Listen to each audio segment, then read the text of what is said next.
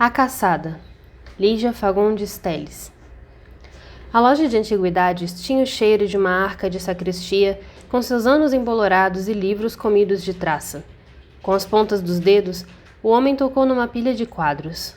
Uma mariposa levantou voo e foi chocar-se contra uma imagem de mãos decepadas. Bonita imagem, disse ele. A velha tirou um grampo do coque e limpou a unha do polegar. Tornou a enfiar o grampo no cabelo. É um São Francisco. Ele então voltou-se lentamente para a tapeçaria que tomava toda a parede no fundo da loja. Aproximou-se mais. A velha aproximou-se também. Já vi que o senhor se interessa mesmo é por isso. Pena que esteja nesse estado.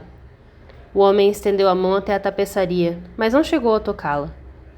Parece que hoje está mais nítida.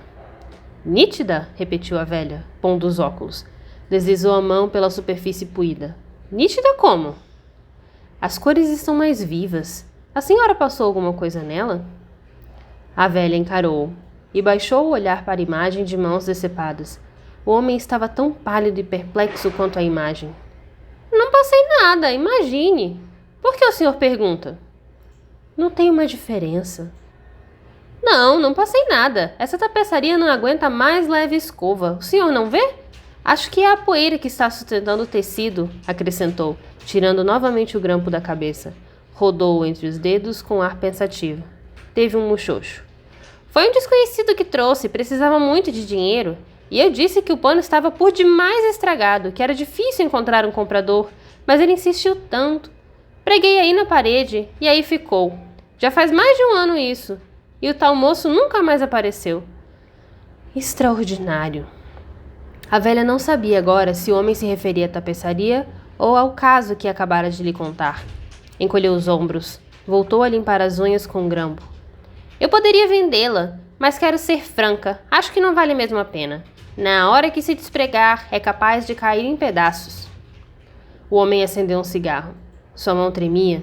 Em que tempo, meu Deus, em que tempo teria assistido a essa mesma cena? E onde? Era uma caçada. No primeiro plano estava o caçador de arco retesado, apontando para uma touceira espessa. Num plano mais profundo, o segundo caçador espreitava por entre as árvores do bosque, mas esta era apenas uma vaga silhueta, cujo rosto se reduzira a um esmaecido contorno. Poderoso, absoluto era o primeiro caçador. A barba violenta como um bolo de serpentes, os músculos tensos, à espera de que a caça levantasse para desferir-lhe a seta. O homem respirava com esforço. Vagou o olhar pela tapeçaria que tinha a cor esverdeada de um céu de tempestade.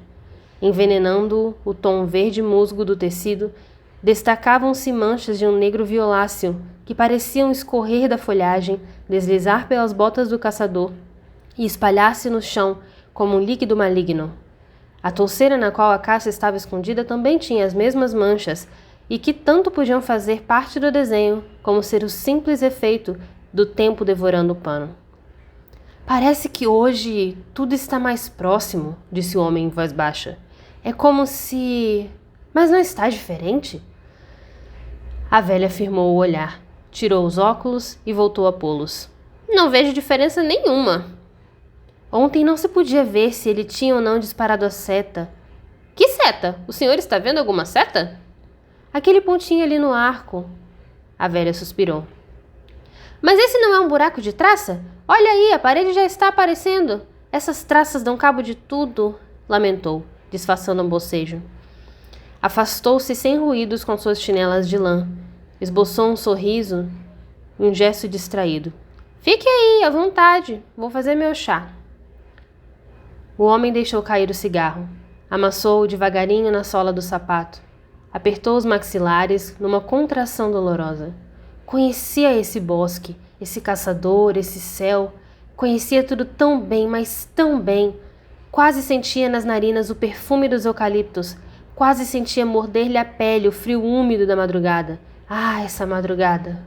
Quando?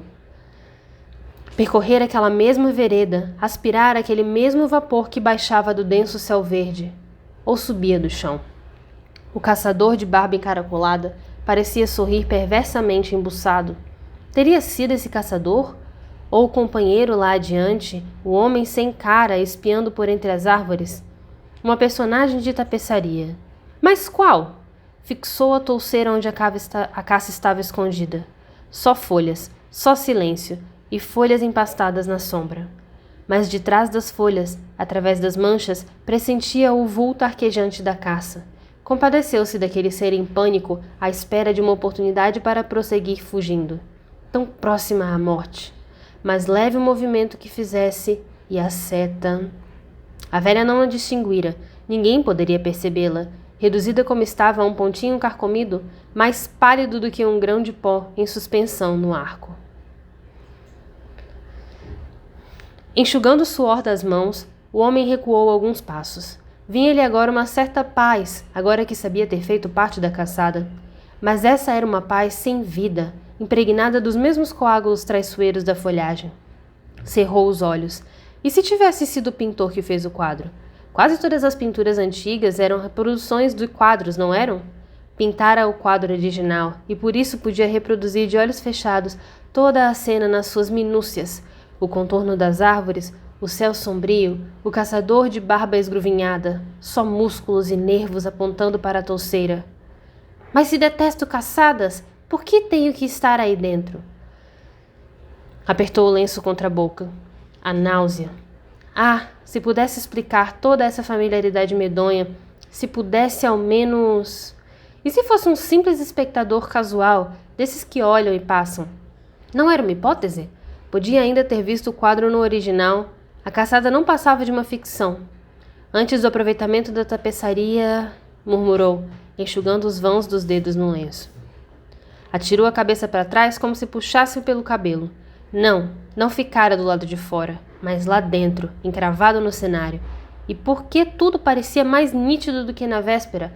Por que as cores estavam mais fortes, apesar da penumbra? Por que o fascínio que se despendia da paisagem vinha agora, vigoroso, rejuvenescido? Saiu de cabeça baixa, as mãos cerradas no fundo dos bolsos. Parou meio ofegante na esquina. Sentiu o corpo moído e as pálpebras pesadas. E se fosse dormir? Mas sabia que não poderia dormir. Desde já sentia a insônia a segui-lo na mesma marcação da sua sombra. Levantou a gola do paletó. Era real esse frio? Ou a lembrança do frio da tapeçaria? Que loucura! E não estou louco, concluiu num sorriso desamparado. Seria uma solução fácil. Mas não estou louco. Vagou pelas ruas, entrou num cinema, saiu em seguida e quando deu acordo de si, estava diante da loja de antiguidades, o nariz achatado na vitrina, tentando vislumbrar a tapeçaria lá no fundo. Quando chegou em casa, atirou-se de bruços na cama e ficou de olhos escancarados, fundidos na escuridão. A voz tremida da velha parecia vir de dentro do travesseiro, uma voz sem corpo, metida em chinelas de lã. Que seta? Não estou vendo seta nenhuma! Misturando-se à voz, veio o murmurejo das traças, em meio de risadinhas. O algodão abafava as risadas, que se entrelaçaram numa rede esverdinhada, compacta, apertando-se num tecido com manchas que escorreram até o limite da tarde. Viu-se enredado nos fios e quis fugir, mas a tarde o aprisionou nos seus braços. No fundo, lá no fundo do fosso, podias distinguir as serpentes enleadas num nó verde e negro. Apalpou o queixo. Sou o caçador? Mas ao invés da barba, encontrou a viscosidade do sangue. Acordou com o próprio grito que se estendeu dentro da madrugada. Enxugou o rosto molhado de suor. Ah, aquele calor e aquele frio! Enrolou-se nos lençóis e se fosse o artesão que trabalhou na tapeçaria. Podia revê-la tão nítida, tão próxima que, se estendesse a mão, despertaria a folhagem. Fechou os punhos. Haveria de destruí-la. Não era verdade que, além daquele trapo detestável, havia alguma coisa a mais. Tudo não passava de um retângulo de pano sustentado pela poeira.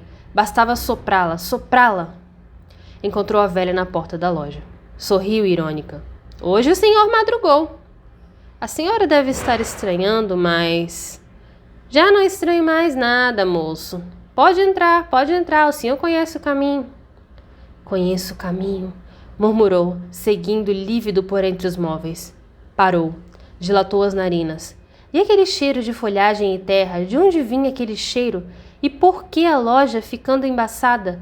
Lá longe, imensa, real, só a tapeçaria a se alastrar sorrateiramente pelo chão, pelo teto, engolindo tudo com suas manchas esverdinhadas. Quis retroceder. Agarrou-se a um armário, cambaleou, resistindo, e ainda estendeu os braços até a coluna. Seus dedos afundaram por entre galhos e resvalaram pelo tronco de uma árvore. Não era uma coluna, era uma árvore. Lançou-se em volta, um olhar esgazeando. Penetrara na tapeçaria. Estava dentro do bosque. Os pés pesados de lama, os cabelos empastados de orvalho. Em redor, tudo parado. Estático. No silêncio da madrugada, nem o piar de um pássaro, nem o farfalhar de uma folha. Inclinou-se arquejante. Era o caçador ou a caça? Não importava, não importava. Sabia apenas o que tinha que prosseguir correndo sem parar por entre as árvores, caçando ou sendo caçado. Comprimiu as palmas das mãos contra a cara esbraseada, enxugou no punho da camisa o suor que lhe escorria pelo pescoço.